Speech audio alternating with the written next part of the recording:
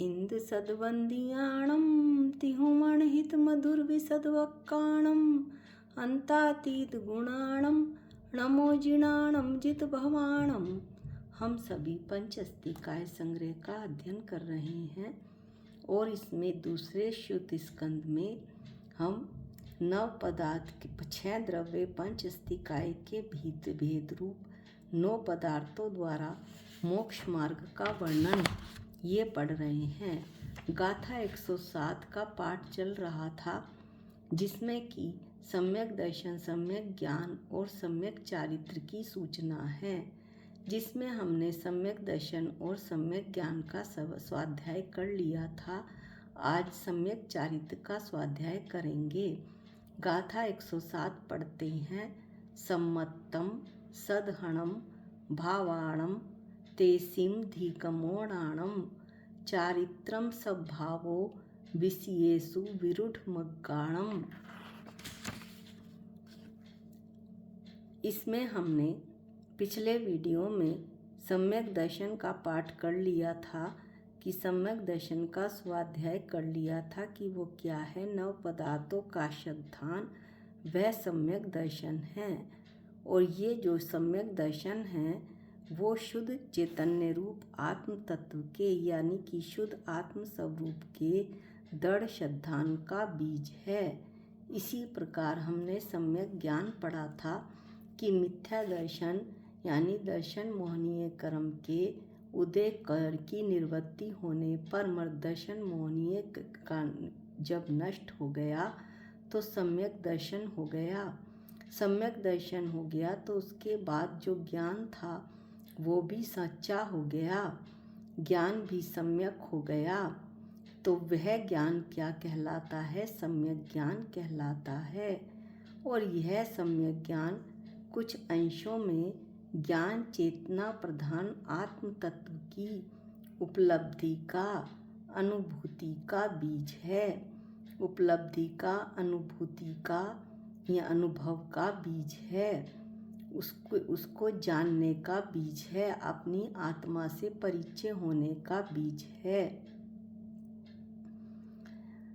पहले उस पर दृढ़ श्रद्धान हुआ मुझे मेरी चेतन भगवान आत्मा पर, फिर उस आत्मा को मैंने जाना, वो सम्यक ज्ञान है। सम्यक दर्शन और सम्यक ज्ञान के अब सम्यक चारित्र पढ़ते हैं।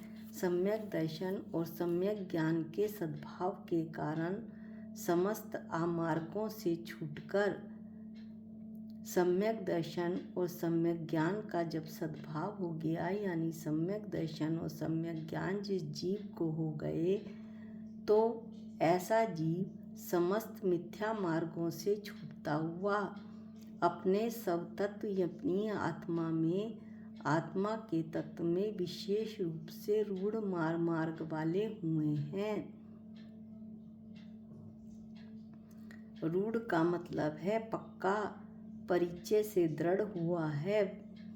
सम्यक दर्शन और सम्यक ज्ञान के कारण जिनका सब तत्वगत मार्ग विशेष रूढ़ हुआ है, सब तत्वगत मार्ग यानी अपने को जानने का मार्ग, अपने आत्मा को पहचानने का मार्ग विशेष रूढ़ हुआ है, दृढ़ हुआ है। ऐसा आत्मा के परिचय से जिसका जो दृढ़ हुआ है, ऐसे जीव को इंद्रिय मन के 5 इंद्रिय और 6ठे मन के विषयों के प्रति राग देश के अभाव के कारण, यानी कि 5 इंद्रियों के भोगों से विरक्त होता हुआ ऐसा जीव समभाव स्थिति में पहुंच जाता है, यानी मध्यस्थता भाव। ना तो अब पर उसे अच्छा लगता है, ना तो पंचेंद्रिय के भोग अच्छे लगते हैं, ना बुरे, ना उनमें राग है, ना देश।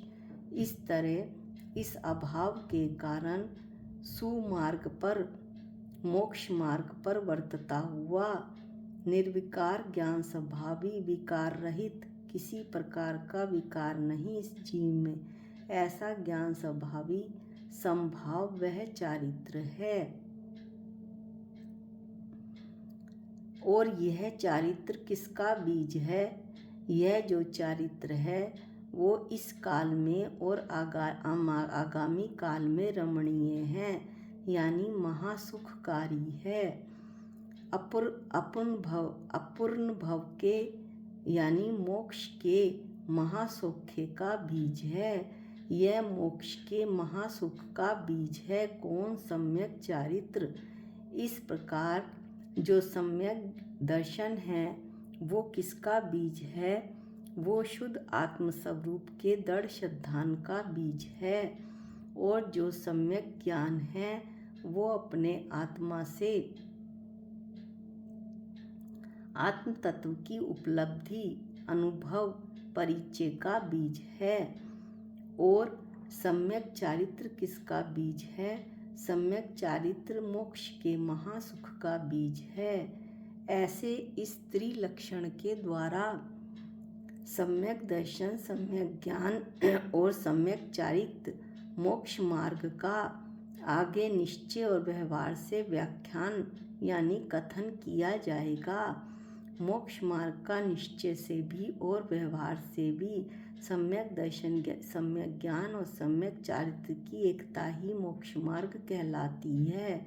इसका निश्चय से और व्यवहार से कथन आगे किया जाएगा।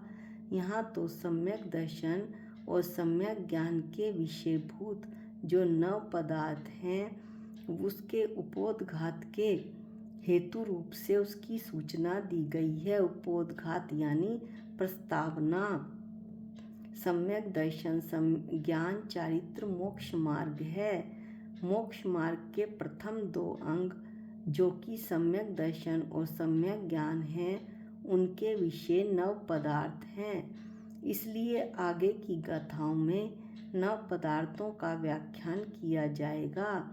जीव, अजीव, पुण्य, पाप, आश्रव, बंध, संवर, निर्जरा और मोक्ष, इन 9 तत्वों का वर्णन व्याख्यान किया जाएगा। मोक्ष मार्ग का विस्तृत व्याख्यान भी आगे किया जाएगा। इस गाथा में तो 9 पदार्थों के व्याख्यान की प्रस्तावना के हेतु रूप मात्र सूचना दी गई थी, यानी कि सम्यक दर्शन और सम्यक ज्ञान, सम्यक चारित्र की सूचना इस गाथा में दी गई थी। ये गाथा यहीं समाप्त होती है। इन 9 पदार्थों को हम जानें, समझें, अपनी आत्मा पर श्रद्धा करें, उसे दृढ़ श्रद्धान करें। दृढ़ श्रद्धान होने के बाद ज्ञान जो हमने जाना था आत्मा को वो भी सम्यक हो जाएगा। अपनी आत्मा को जानें और इसके बाद जो है राग द्वेष का भाव करते हुए अपने चारित्र को निर्विकार करें कि वो जो है विकारों से रहित हो। ऐसे मोक्ष मार्ग पर बढ़ें। इसी भावना के साथ आज का ये स्वाध्याय यहीं समाप्त करते हैं। अगली गाथा 108 अगले वीडियो में लेंगे। निज निधि निज में बताई ये अनंत उपकार है, इसके लिए जिन वाणी माँ को वंदनानंत बार है, वंदनानंत बार है। सबको जय जिनेंद्र।